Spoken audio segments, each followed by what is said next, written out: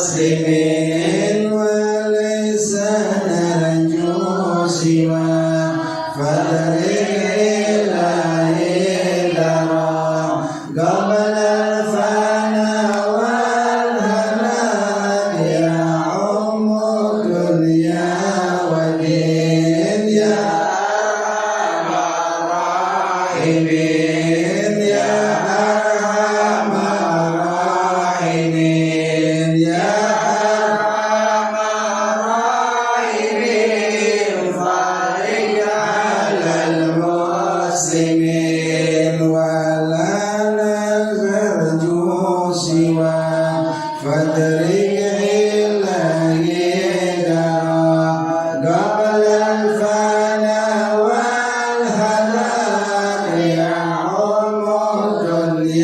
rahimin ya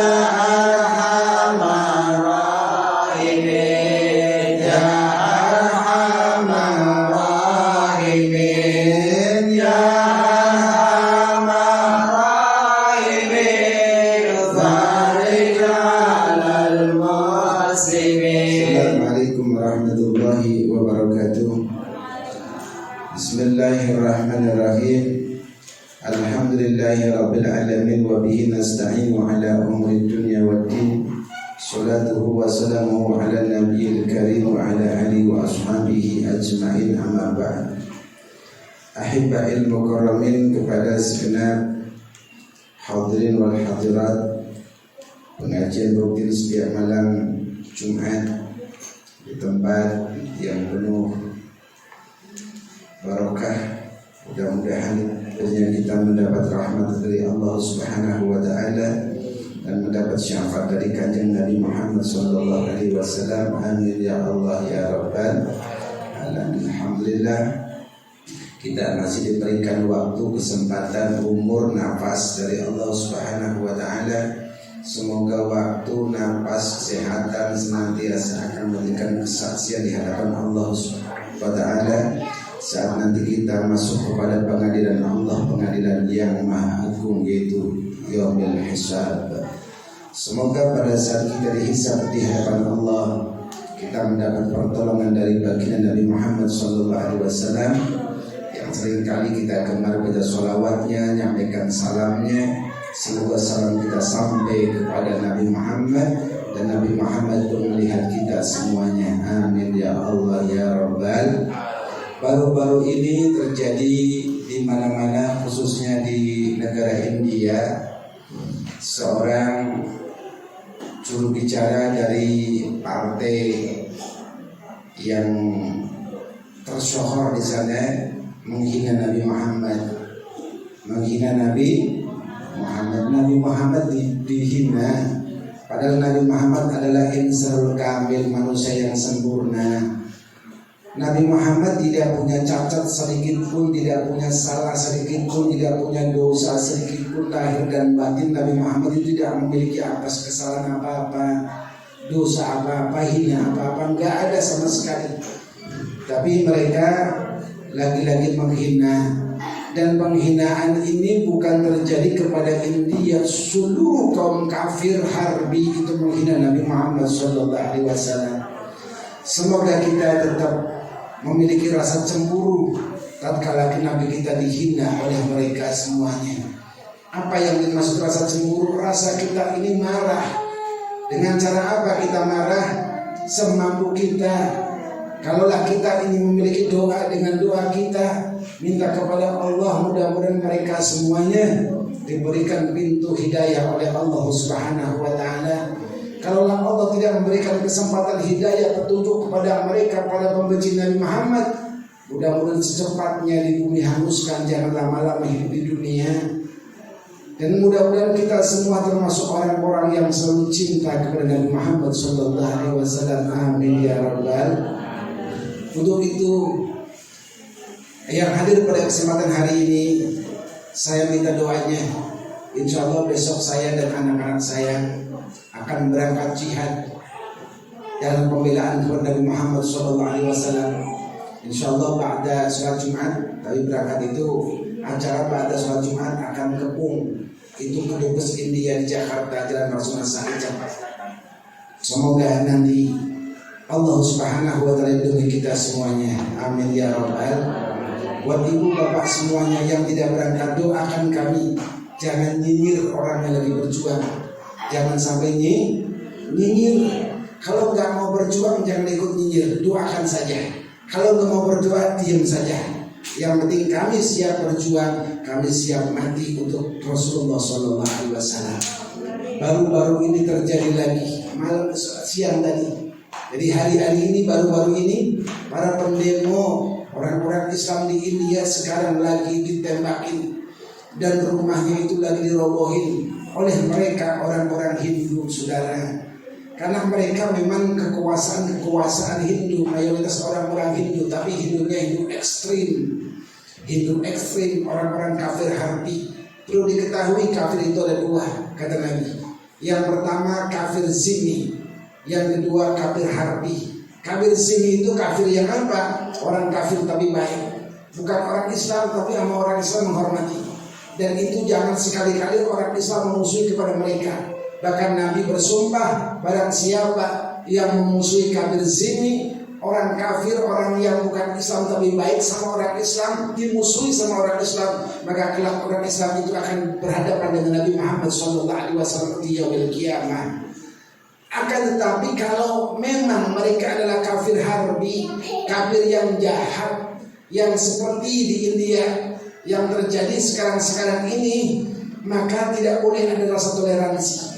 Gak boleh kita ada toleransi kepada mereka. Selama mereka bengis kepada umat Islam, mereka memusuhi umat Islam, mereka membunuh umat Islam, maka kita umat Islam pun tidak akan pernah mundur untuk tetap kita berjuang membela Allah Subhanahu wa taala, membela Nabi Muhammad sallallahu alaihi wasallam. Siapa yang kita harapkan kelak di yaumil qiyamah kalau bukan Nabi Muhammad? Syafaat yang selama ini kita ini tunggu-tunggu, syafaatika ya Rasulullah, syafaatmu ya Rasulullah.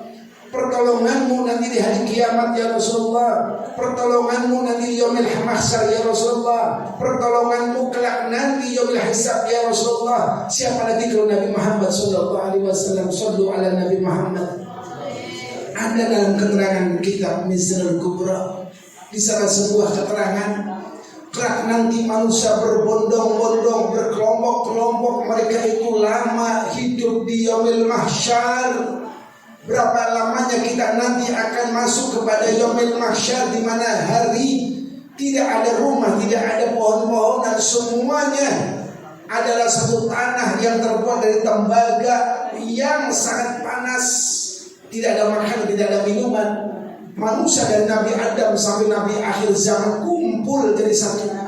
Dan tidak ada manusia yang sempat untuk ada waktu, untuk tempat, untuk duduk, itu tidak ada sama sekali. Berdesak-desak, bertriliun-triliun manusia kumpul jadi satu, tidak ada wadah, tidak ada tempat orang bisa selonjoran. Sebab orang itu sudah berdesak-desak, ada tempatnya. Dan pada saat itu berapa lama kita akan berdiri di tempat itu, sementara matahari itu sejengkal kita, matahari dekatkan di kepala kita, di bawah kita bukan tanah biasa, bukan pasir, akan tetapi tembaga yang di bawahnya adalah narul jahim. Di bawahnya adalah bagaikan kompor api yang menyala. Lalu berapa tahun di sana kita hidupnya? Alfan sanatan, kita 1000 tahun akan mengalami hidup tersebut, saudara. Percaya atau tidaknya, yang pasti kita akan mengalami dan wajib percaya. Karenanya pada saat itu nanti manusia berkelompok-kelompok minta pertolongan, ternyata ada lampu kalmunir, bagaikan kayak lampu, dia bercahaya kecil. Mereka semua datang kepada lampu tersebut, ternyata di sana lampu tersebut ternyata singgasananya Nabi Allah Adam alaihi salatu wassalam. Mereka manusia kita semua nanti akan datang kepada Nabi Allah Adam. Apa kata mereka kita semua nanti di sana? Kita semua akan menyatakan, ya Nabi Allah Adam, wahai Nabi Adam, engkau adalah bapak kami, engkau adalah orang tua kami. Maka kami ini di sini sudah cukup lama, 1000 tahun kami hidup di padang mahsyar, wahai Nabi Allah Adam. Kami mohon syafaatmu, kami mohon pertolonganmu agar Allah memberikan rahmat, memberikan teduhan kepada kami, agar kami ini merasa sejuk hidup di sini. Ternyata Nabi Allah Adam menyatakan, kami tidak sanggup untuk memberikan syafaat kepada kalian. Bukan hak kami, nafsi-nafsi untuk kulah, diriku untuk mulah dirimu. Kami tidak sanggup untuk memberikan syafaat kepada kalian, wahai anak cucuku Ibnu Adam. Kemudian ada lampu lagi yang menyala kecil, dia datang ke sana. Jangan-jangan itu kalian berikan syafaat. Manusia berbondong-bondong seraya menyatakan ternyata di sana adalah Nabi Allah Zulkifli. Di sana Nabi Allah Zulkifli itu nanti ditanya, wahai Nabi Allah Zulkifli, kami ini mohon agar kami ini diberikan syafaat pertolonganmu. Beliau pun menyatakan yang sama, kami tidak sanggup untuk memberikan syafaat dan pertolongan kalian, wahai manusia. Kami pun sedang memikirkan diri kami, nafsi-nafsi untuk mulah dirimu, untuk mulah diriku. Kami tidak sanggup. Singkat cerita sampai kepada Nabi Allah Isa. Nabi Allah Isa pun sama tidak sanggup. Ternyata ada sebuah lampu yang terang, nurung fauqa nur, cahaya di atas daripada cahaya. Apa itu? Ternyata Sayyiduna Muhammad sallallahu alaihi wasallam. Kita orang datang, manusia bertriun-triun datang kepada mereka, kepada beliau sambil mengatakan, ya Rasulullah, wahai Nabi Muhammad, kami adalah umatmu. Kami datang untuk minta syafaat karena kami sudah lama hidup 1000 tahun. Kami di padang mahsyar, kami haus, kami lapar, kami tidak memakai pakaian sedikit pun. Keringat kami sudah membanjiri seluruh tubuh kami. Dan kami hancur lebur, dibangkitkan lagi, hancur lebur, dibangkitkan lagi. Kami sudah berkali-kali meleleh dan bagaikan bubur bawah tubuh kami, ya Rasulullah. Kami butuh syafaatmu, kami butuh daripada bantuanmu, kami butuh daripada pertolonganmu. Ternyata apa kata Rasulullah? Rasulullah langsung mengadakan tangannya minta kepada Allah Subhanahu wa ta'ala, ya Rabb, salimna min ummati habibika Muhammad. Ya Allah, selamatkanlah umatku, umat Nabi Muhammad. Unsurna ya Allah, tolongilah mereka ya Allah, ummati habibika Sayyidina Muhammad, umat daripada Nabi Muhammad sallallahu alaihi wasallam. Singkat cerita, akhirnya beliau memberikan syafaat, memberikan pertolongan kepada umat-umat Nabi Muhammad sallallahu alaihi wasallam.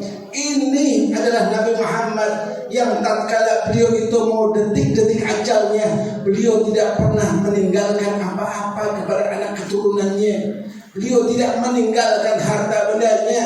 Beliau yang ada adalah meninggalkan ilmunya. Dan pada saat detik akhir hayatnya, beliau pun tidak sekali-kali mengingat kepada anak istrinya, keluarganya. Yang diingat malah justru umatnya. Pada saat itu ternyata malaikat Israel datang. Malaikat Israel diutus oleh Allah, ya Rasulullah, kami diutus oleh Allah untuk mencabut, memutuskan kenikmatanmu dari dunia ini.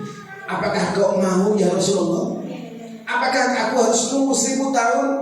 Andai kata engkau mau panjangkan umurnya sampai 1000 tahun lagi, maka pasti Allah akan ijabah daripada permintaanmu ya Rasulullah.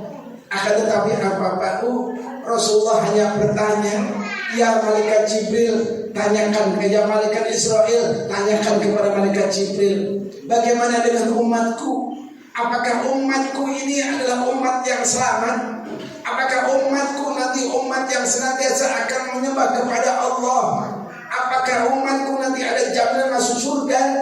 Kalau memang umatku ada jaminan masuk surga, wahai malaikat Israel, sampaikan kepada Jibril agar malaikat Jibril menyampaikan kepada Allah Azza wa Jalla, maka aku siap. Sekarang juga al-an, aku mati, aku siap. Aku berpisah dari urusan dunia, aku siap. Tidak apa-apa. Ternyata apa yang terjadi? Dikasih kabar lagi sama malaikat Jibril, ya Rasulullah, sesungguhnya umatmu itu semuanya kullu ummati yadkhulunal jannah illa man aba, kata Rasulullah. Setiap umatku, setiap umat Nabi Muhammad sallallahu alaihi wasallam semuanya akan masuk surga illa man aba, kecuali orang-orang yang tidak mau mengikuti ajaran Nabi Muhammad sallallahu alaihi wasallam. Semuanya masuk surga. Walaupun dosanya setumpuk gunung sekalipun, selama ada amal kebaikan dan amal kebaikan tidak luntur sampai di yaumil hisab, maka itu mereka ada tanda-tanda, ada alamat, ada harapan untuk masuk surganya Allah Subhanahu wa ta'ala. Semoga kita mendapatkan daripada haruman-haruman daripada surganya Allah, mendapat syafaat dari Nabi Muhammad SAW. Kini sekarang Nabi Muhammad di mana-mana sedang dihina, maka kita harus memiliki rasa cemburu. Layaknya kayak kita punya orang tua. Bagaimana kalau orang tua kita dihina, orang tua kita dilecehkan? Seperti apa perasaan kita sebagai anak? Andai kata anak tidak ada rasa marah, tidak ada rasa cemburu, ini anak durhaka namanya. Begitu juga kita semuanya ketika memiliki Nabi Muhammad yang mulia, dihina kita harus cemburu. Maka kita doakan semoga para pejuang-pejuang besok yang akan datang mengabung di Lubus India diberikan kemenangan oleh Allah Subhanahu wa ta'ala, dilindungi oleh Allah Subhanahu wa ta'ala. Andai kata mereka dari India yang menghina Nabi tidak mau bertobat, maka kemungkinan semua negara, ada beberapa negara Islam yang sudah memboikot daripada produk India. Alhamdulillah. Mudah-mudahan India itu terusir, khususnya India yang kafir harbi. Tapi India yang Muslim tidak, karena di sana juga banyak India yang Muslim. Baik, hadirin jamaah rahimakumullah. Kemudian saya lanjutkan dulu dengan pengkajian kitab Nurul Nasuhin. Buat santri-santri biasa, santri kitab itu namanya, santri biasa ngaji namanya santri kitab ya Bu ya. Santri kitab itu buah kitabnya kemarin sampai kepada wa an Jabirin anin Nabi sallallahu alaihi wasallam. Saya ulangi dari wa an Jabirin. Bismillahirrahmanirrahim. Qala al-musannif rahimahullah ta'ala wa ana fa'ili wa bi'ulum fi dawri amin ya Allah ya rabbal alamin. Saya ulang dari wa'an Jabirin. Wa'an Jabirin anin Nabi alaihi salatu wassalam, dan dari sahabat Jabir anin Nabi sallallahu alaihi wasallam, dari Nabi Muhammad sallallahu alaihi wasallam, anhu qala, sesungguhnya Nabi Muhammad sallallahu alaihi wasallam bersabda, idza kana akhiru lailatin min Ramadan bakasus samawati wal ardu wal malaikatu musibatan li ummati Muhammadin alaihi salatu wassalam. Dari Sayyidina Jabir itu mengatakan bahwasanya Nabi itu menceritakan tentang idza kana akhiru lailatin min Ramadan, bahwasanya di akhir malam bulan Ramadan yang lalu, Pak Bu, kemarin kita semua sudah melaksanakan ibadah bulan Ramadan. Setiap akhir malam bulan Ramadan, bakasas samawati wal ardu wal malaikatu musibah, bahwasanya langit dan bumi, 7 langit dan 7 bumi serta malaikat itu menangis di akhir-akhir Ramadan. Artinya apa? Malaikat, langit dan bumi saja itu menangis di akhir Ramadan. Sebab apa? Karenanya musibatan di ummati Muhammad alaihi salatu wasallam, karena musibah besar bagi umat Nabi Muhammad sallallahu alaihi wasallam. Nah, musibah apa? Kenapa disebut musibah? Disinilah Nabi ditanya, "Qila ya Rasulullah, ayyul musibah hiya?" Qala alaihi salatu wasallam, "Dhahaba Ramadan fa inna da'wata fihi mustajabah." Nabi ditanya, "Ya Rasulullah, musibah apa yang terjadi pada saat itu, di malam itu ya Rasulullah kepada umat Nabi Muhammad?" Qala alaihi salatu wasallam, dan Nabi itu menjawab, "Dhahabu Ramadanu fa inna da'wati fihi mustajabah." Karena pada saat malam itu adalah malam terakhir, akan hilang dan perginya Ramadan daripada umat Nabi Muhammad SAW, sehingga doa-doa yang tadinya mustajabah itu tidak lagi mustajab. Was-shadaqatul makbulah, dan sedekah manusia, siapapun manusianya, selama dia bersedekah itu akan diterima oleh Allah, itu tidak lagi diterima, tidak semuanya diterima. Wal hasanatu mudha'afah, dan kebaikan-kebaikan yang tadinya dilipat gandakan pahalanya tidak lagi dilipat gandakan. Maka ini yang disebut musibah. kemudian wal adzab madfu', kemudian adab siksaan Allah yang selama bulan Ramadan terjadi kepada umat Nabi Muhammad diringankan dan dijauhkan daripada siksaan, tidak lagi disiksa, tidak lagi dijauhkan, akan tapi justru siksaan akan bertambah lagi. Yang dulunya sudah masuk kepada wail, tempat yang penuh dengan kecelakaan, celaka, yaitu neraka, yang disiksa di pinggiran-pinggiran neraka, mereka setelah Ramadan sudah dibawa lagi di tempat semula. Tidak lagi mereka mengikuti mendapatkan kenikmatan dari Allah, karena setelah Ramadan mereka tetap kembali ke asalnya, itu disiksa lagi. Makanya kalau orang-orang tua dulu mungkin Jawa sama Betawi sama, biasanya ada yang namanya mau menjelang puasa, ada yang namanya rowahan ada ya, rowahan namanya. Rowahan itu kalau di sana di Jawa namanya unggah-unggahan. Sebetulnya sama maknanya. Maknanya adalah pada saat itu di mana ahli kubur kita dikasih keringanan oleh Allah, siksaannya akan diberikan kenikmatan oleh Allah Subhanahu wa taala. Bagi mereka saudara-saudara kita, ahli kubur kita semua yang mati dalam keadaan husnul khatimah, akan ditambahi kenikmatan raudhah min riyadil jinan dari Allah Subhanahu wa taala. Bagi mereka yang divonis oleh Allah ahlun nar, mereka pun akan diberikan kenikmatan sehingga tidak dibakar lagi. Tapi Ramadan usai, mereka akan kembali kepada asalnya. Kemudian fa'ayyul musibah aqdam min dahabi Ramadan, karena itu adalah merupakan daripada musibah yang paling agung dengan perginya bulan Ramadan. Fa'idha bakatus samawati wal ardu li ajlina fanahnu ahaqqu bil baqi wa ta'assufu lima yanqatu anna min hadhihi al fadaili wal karamah. Karenanya langit dan bumi itu menangis. Sebab apa? Karena kasihan sama umat Nabi Muhammad sallallahu alaihi wasallam. Jadi kita bagus setiap hari itu dikasihani sama langit dan bumi. Bahkan bukan hanya langit dan bumi aja, laut sendiri, laut tiap hari itu nangis, tiap hari marah, itu laut, apalagi buminya. Itu laut setiap hari itu marah. Marah dengan siapa? Marah dengan manusia yang diberikan laut, diberikan daripada kenikmatan isi daripada laut. Ternyata laut itu untuk menjadikan sebuah kerusakan buat mereka para hubbur dunia, bukan buat mereka oleh orang-orang yang senantiasa cinta kepada dunia dan cinta kepada maksiat. Semoga kita dijauhkan dari sifat itu semuanya. Amin ya rabbal alamin. Kemudian pada saat si laut itu marah, laut itu minta kepada Allah, ya Rabb, hancurkanlah kami, izinkanlah kami untuk memuntahkan seluruh air yang ada di kami. Aku muntahkan semua, aku hancurkan semua penduduk-penduduk yang ada di sisinya, ya Allah. Ternyata Allah itu masih memiliki sifat Rahman. Allah masih memiliki sifat Rahim. Apa kata Allah? Wahai laut ya bahr, hai laut, stop dulu.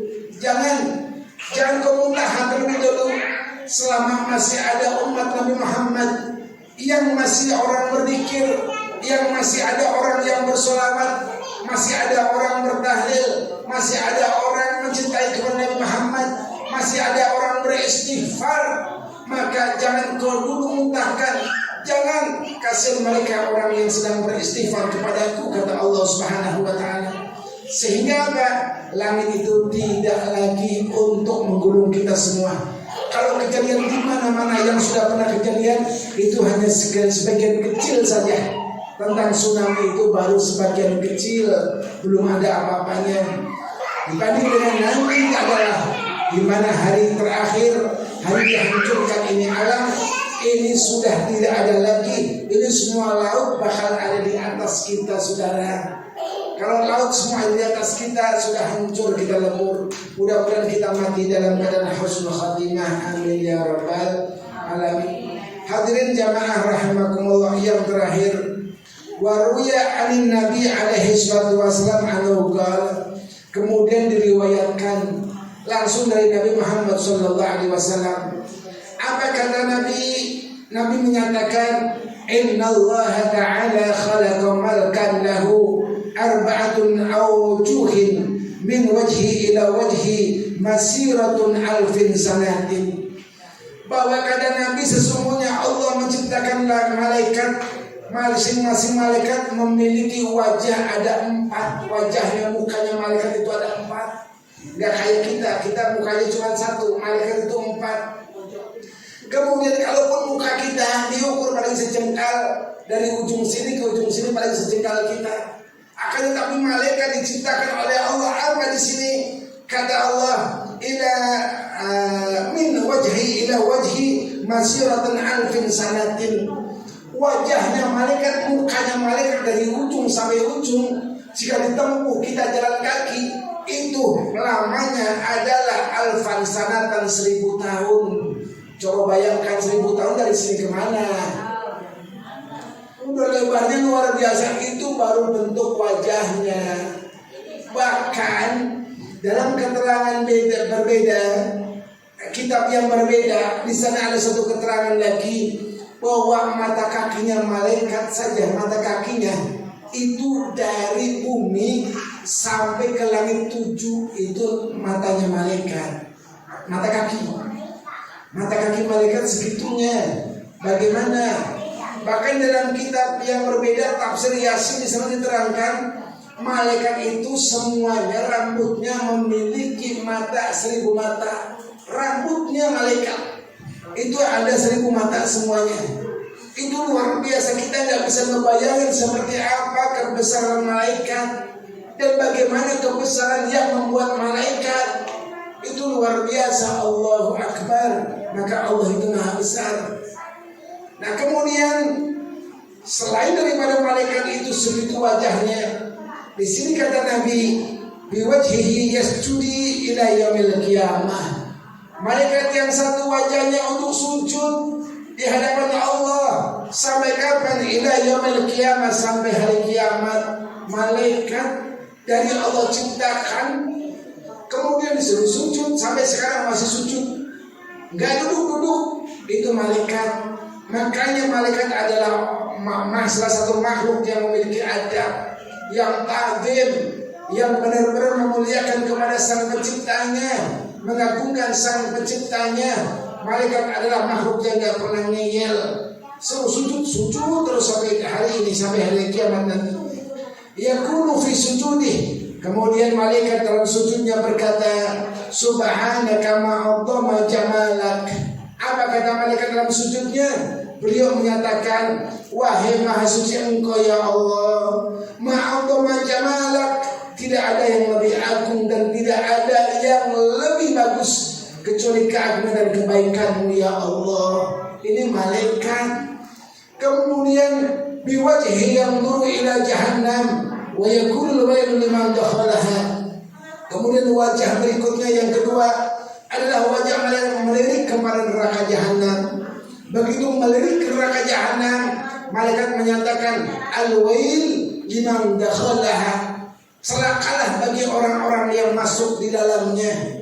Sebab apa? Bayangkan neraka yang paling rendahnya neraka, kelas ringannya neraka, paling enteng-entengnya neraka, atau paling adem-ademnya neraka.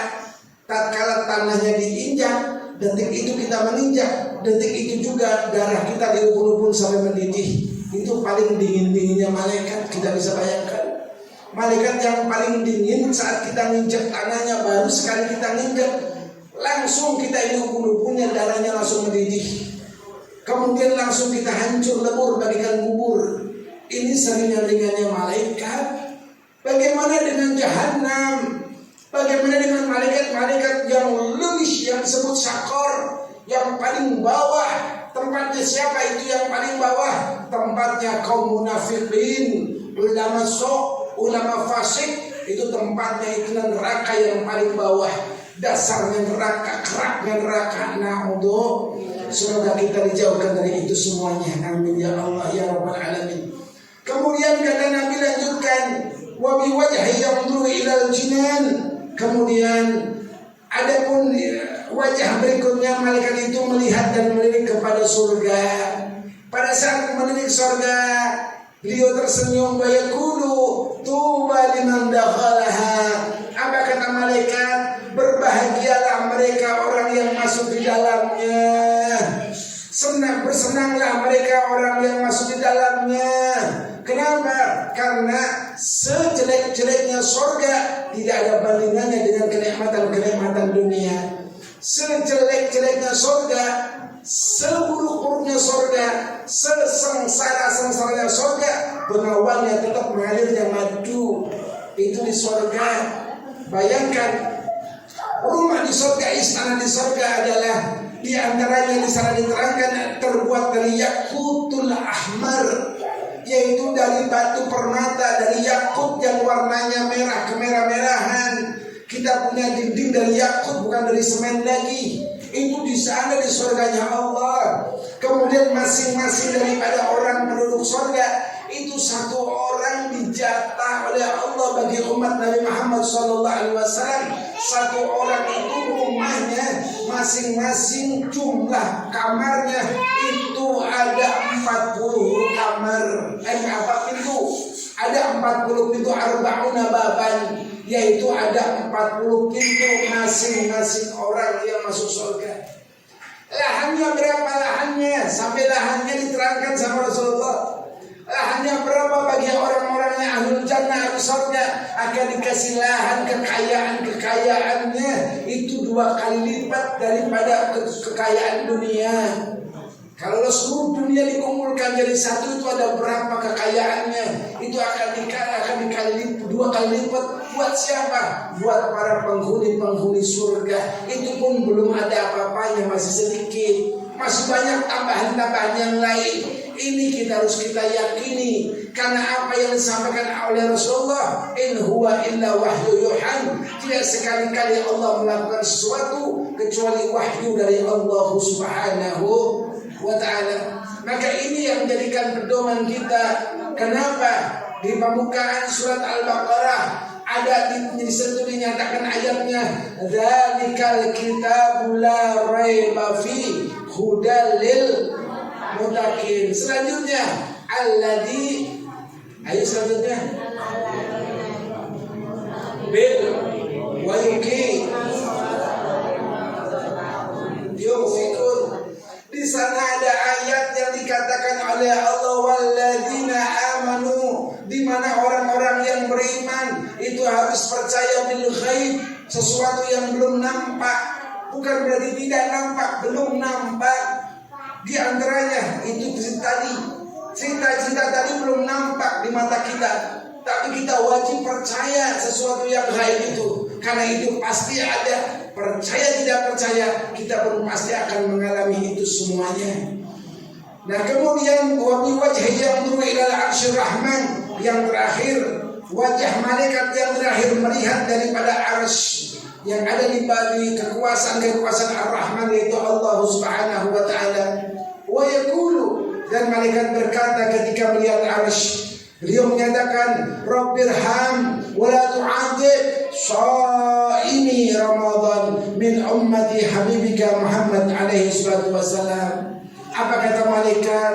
Ya Allah, ya Tuhan kami, irham, berikanlah kasih sayang kepada mereka umat Nabi Muhammad, wala tu'adzib, dan jangan siksa mereka umat Habibika Muhammad sallallahu alaihi wasallam. Shaimi Ramadan, mereka orang yang melaksanakan puasa di bulan Ramadan. Jadi di bulan Ramadan tersebut, orang umat Nabi Muhammad melaksanakan puasa, itu didoakan oleh malaikat agar senantiasa tidak diadab, tidak disiksa kelak di yaumil qiyamah. Amin ya rabbal alamin. Hadirin jamaah rahimakumullah, semoga sekelumit dari apa yang saya sampaikan dalam kitab ini yang biasa dikaji oleh anak-anak kita para santri akan mendapatkan kemanfaatan, keberkahan, khususnya berkah ilmunya. Amin ya Allah ya rabbal alamin. Wa 'alan nabi sallallahu alaihi wasallam wallahu a'lam. Jadi untuk santri tetap mengaji, besok sore tetap mengaji ya. Besok tetap mengaji, berangkat Jadi kalau yang namanya ngaji ini namanya santri ya. Santri itu kalau gurunya enggak ngomong besok libur tetap berangkat, kecuali ada udzur. Kecuali ada udzur syar'i, kayak umpamanya mau ngaji hujan. Hujan itu jangan ngaji, sholat aja ketika kita sholat Jumat, laki-laki sholat Jumat. Tapi begitu mau hujan gede, itu namanya udzur. Dalam hukum fikih boleh. Itu enggak sholat Jumat, digantikan dengan sholat zuhur. Atau al-marid, orang sakit. Itu bagi orang yang laki-laki mau ke masjid karena sebab sakit, enggak harus ke masjid. Karena apa? Udzur. Termasuk tadi orang-orang yang mau ngaji tapi udah, apalagi sekarang hujannya hujan dicampur badai ya. Itu mudah-mudahan hujan itu memberikan suatu rahmat. Jadi artinya kalau gurunya nggak bilang libur, jangan libur ya, kecuali udzur tadi. Nah besok walaupun insya Allah kami sama anak-anak kami insya Allah akan ke kedutaan India, mau kumpul bersama para habaib, para ulama di sana. Para pejuang-pejuang akan kembung itu di India, usir orang-orang India di sana, biar dari sana pelakunya itu minta maaf dan jangan lagi membantai umat Islam di sana. Umat Islam tolong jangan hentikan pembantaian tersebut. Kalau sudah begitu, ya nanti langsung kami pulang. Kalau nggak pulang berarti ada kerusuhan. Begitu aja ya. Mudah-mudahan nggak ada kerusuhan. Amin ya rabbal. Pemerintah yang zalim mudah-mudahan diberikan hidayah oleh Allah, diberikan petunjuk oleh Allah, kembali mereka kepada Allah. Kemudian mereka yang kemudian mengkhianati kepada rakyatnya, kembalilah kepada Allah, jangan berkhianat. Karena nanti di hadapan Allah pun akan diadili mana pengkhianat, mana yang bukan pengkhianat. Dan semoga perekonomian Indonesia, khususnya kita semua, akan mulai membaik, amin ya rabbal, dan dijadikan Indonesia baldatun thayyibatun wa rabbul ghafur, negara yang penuh pengampunan, negara yang penuh keberkahan. Dan jangan cabut nyawa-nyawanya para ulama-ulama dulu, karena kami semua sedang butuh ulama, karena kami sedang butuh panutan-panutan, kami sedang butuh daripada obor-obor lentera iman. Lentera iman kami tidak lain tidak bukan adalah pewaris Nabi. Siapa pewaris Nabi? Adalah ulama. Karena apa yang disampaikan oleh Nabi, al-ulama warasatul anbiya. Karena pewarisnya para ulama tidak lain tidak bukan adalah para ulama. Semoga di dada kita, di hati kita tetap cinta dan melekat pada kecintaan Habibuna Muhammad sallallahu alaihi wasallam. Amin ya rabbal. Rabbana atina fid dunya hasanah wa fil akhirati hasanah wa qina adzabannar. Wa sallallahu ala sayyidina Muhammadin wa ala alihi wa sahbihi wasallam. Bi fadli subhana rabbika rabbil izzati amma yasifun. Wassalamu alal mursalin walhamdulillahi rabbil alamin. Assalamualaikum warahmatullahi wabarakatuh. Ya Rabbana ghafirna wa annana